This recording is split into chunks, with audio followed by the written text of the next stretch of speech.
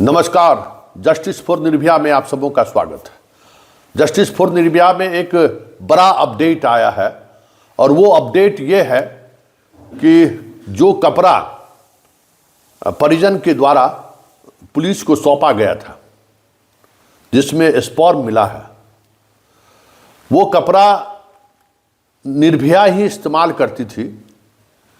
ये साबित करना पुलिस के सामने पहली चुनौती थी इस अनुसंधान में आगे बढ़ने के लिए, क्योंकि निर्भया के माता पिता अपने बयान में, कल भी हमने चलाया था, उन्होंने कहा था कि हॉस्पिटल की तरफ से मुझे किसी भी तरीके का कपड़ा नहीं दिया गया था। आप देख लीजिए, ये डीजीपी का पत्र लिखा हुआ है, 7वें नंबर में आप देख लीजिए कि उन्होंने लिखा है कि हॉस्पिटल की तरफ से कोई कपड़ा हमें नहीं दिया गया था, जबकि तमाम सीसीटीवी फुटेज हैं। 7 कपड़े हॉस्पिटल की तरफ से उनको उसी समय 6 तारीख को ही हॉस्पिटल की तरफ से दी गई है। ये डिनाई कर गए और 10 तारीख को ये 5 कपड़ा लाकर पुलिस को दिया है, जिस 5 कपड़े में अंडर गारमेंट्स में स्पर्म मिला है।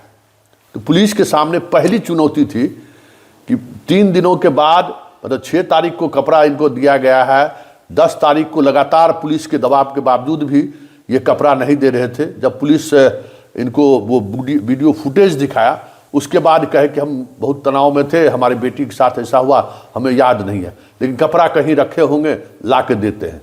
तो वो कहीं से कपड़ा लाकर दिए, 5 कपड़ा ला के दिए। तो पुलिस के सामने पहली चुनौती थी कि ये जो कपड़ा इन्होंने दिया है, क्या ये पीड़िता का ही कपड़ा है? क्या ये कपड़ा पीड़िता इस्तेमाल करती थी? इसलिए माँ पिता का ब्लड सैंपल लिया गया था और उस ब्लड सैंपल को लेकर बड़ी बड़ी बातें हो रही है, बड़ी बड़ी तरीके की चर्चा की जा रही है। क्या बलात्कार बाप ही ने किया? क्या बलात्कार माँ ही ने किया? नहीं, जो टेस्ट का जो फॉरेंसिक जो कार्य प्रणाली है, उसका जो एसओपी है, उस एसओपी में ये जरूरी है कि जो कपड़ा, क्योंकि ये पुलिस की मौजूदगी में ये कपड़ा अस्पताल के प्रबंधक के द्वारा परिजनों के माध्यम से नहीं दी गई, ये परिजन 4 दिन बाद पुलिस को दिया है और यह आरोप लगाते हुए कि अस्पताल वाले ने हमें कोई कपड़ा मुहैया नहीं किया है। ऐसे में किसी भी तरीके के टेस्ट पर आगे बढ़ने से पहले वो यह सुनिश्चित करना पुलिस की पहली जिम्मेवारी थी कि जो कपड़ा परिजन के द्वारा दिया गया है और उसमें जो ब्लड वगैरह मिला है, क्या वो माँ पिता के ब्लड सैंपल से उसका मिलान हुआ, उसका डीएनए टेस्ट हुआ? क्या यही जो कपड़ा हमें दी गई वो वाकई में पीड़िता इस्तेमाल करता था? तो ये बातें अब साबित हो गई कि जिस कपड़े पर स्पर्म मिला है वो कपड़ा पीड़िता की ही कपड़ा है। पहली मोहर आप कह सकते हैं कि फॉरेंसिक टीम ने लगाई है कि हाँ, ये जो स्पर्म जिस कपड़ा पर मिला है वो पीड़िता का ही कपड़ा है। उसके माँ पिताजी के डीएनए से उस कपड़े पर जो ब्लड का सैंपल कहीं कहीं मिला है, उससे जो मिलान हुआ है, उससे ये बात साबित हो गई कि ये कपड़ा पीड़िता का ही है। अब सेकेंड स्टेप में जितने लोगों का ब्लड सैंपल लिया गया है, अब उसका डीएनए और जो स्पर्म का डीएनए है, उस दोनों का मिलान कराया जाएगा। और अभी तक 25 लोगों का डीएनए टेस्ट हो चुका है, जिसमें जिस हॉस्टल संचालिका अग्रवाल और हॉस्टल का जो मालिक है, उन दोनों के बेटे का भी डीएनए टेस्ट हो गया। हालांकि सारे के सारे लोग जिनके बारे में कहा जा रहा है, बहुत सारी बातें कही जा रही हैं, वो सब के सब नाबालिग हैं। इसलिए पुलिस के लिए मतलब ये अनुसंधान और मुश्किल हो गया है। चाहे अग्रवाल का बेटा हो, चाहे शंभू का बेटा हो, जिसके बारे में कहा जाता है, सारे के सारे परिस्थिति यही है कि वो सबके बेटे नाबालिग हैं। जहानाबाद में जिस होटल में 2 तारीख की चर्चा की गई है, वहाँ भी सब नाबालिग बच्चे बच्चियाँ हैं। तो पुलिस उस अनुसंधान को उस तरीके से ले जाने की स्थिति में नहीं है। जब नाबालिग सामने हो तो उसका अनुसंधान का पूरा प्रोसेस पैटर्न ही बदल जाता है। तो इस केस में कई तरह के ऐसे मतलब तकनीकी और कानूनन पेचीदगी है ना, कि पुलिस को बहुत अब सावधानी से कदम आगे बढ़ाना पड़ रहा है। इसलिए हर स्टेप पर पुलिस को एक नई चुनौती का सामना करना पड़ रहा है। वैसे ये एक बात तय समझिए कि जो थ्योरी दिया जा रहा था या जो थ्योरी दिया जा रहा है, गैंगरेप का, नेता, क्या क्या थ्योरी दी जा रही है, वो थ्योरी कहीं न कहीं उस थ्योरी पर पुलिस सबसे पहले आगे बढ़ी है। ये बात समझ लीजिए कि पुलिस की पहली थ्योरी वही था कि भाई वाकई में क्या इस तरीके की घटना घटी है, लेकिन जो परिस्थिति जनसाक्ष्य है या जो साइंटिफिक जो एविडेंस है, वो सारी चीज़ें जो हैं इस तथ्य पर मोहर नहीं लगा रहा है।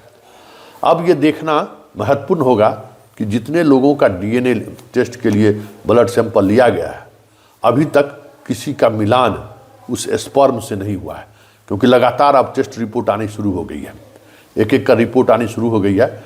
अब न जाने कितने लोगों का ये टेस्ट होगा, ये कहना मुश्किल है, क्योंकि अब पुलिस के पास बस एक ही हथियार है जिसके सहारे इस पूरे मामले को कह सकते हैं कि प्रूफ कर सकते हैं।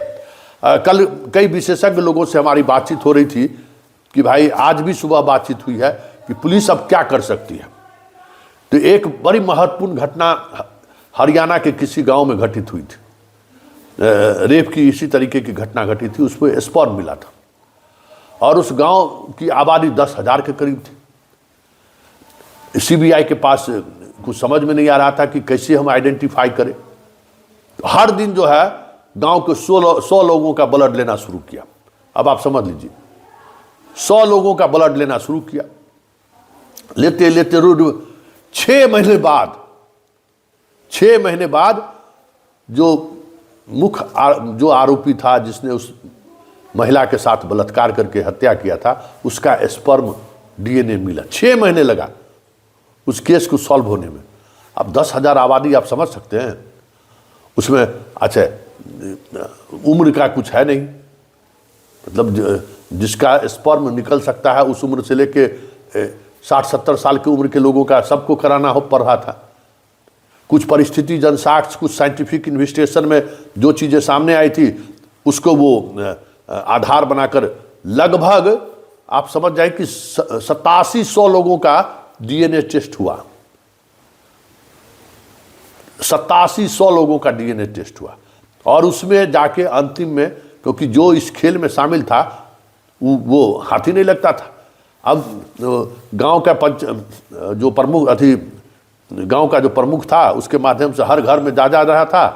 तो कोई आदमी किसी भी कहीं आज गया है, दिल्ली गया है, कोई गुड़गांव गया है, आ जाएगा तो ले जाइएगा। अब हर दिन सीबीआई को हर घर से, इस घर से कौन मिसिंग है, कौन नहीं गिराया है। अब आप समझ लीजिए कि कितना दुरूह हुआ होगा वो अनुसंधान। और अंत में 6 महीने बाद वो कल्पित पकड़ा गया, अपराधी पकड़ा गया और उसके बाद आगे की प्रक्रिया उस पर हुई। इसलिए ये केस पुलिस के लिए बहुत ही सॉल्व करना उतना ही मुश्किल है जितना हरियाणा के उस लड़की के मामले में 6 महीने सीबीआई को लगा था। क्योंकि जब तक अब किसका डीएनए है ये प्रूफ नहीं होगा, तब तक बहुत मुश्किल है इस केस का आउटकम आना।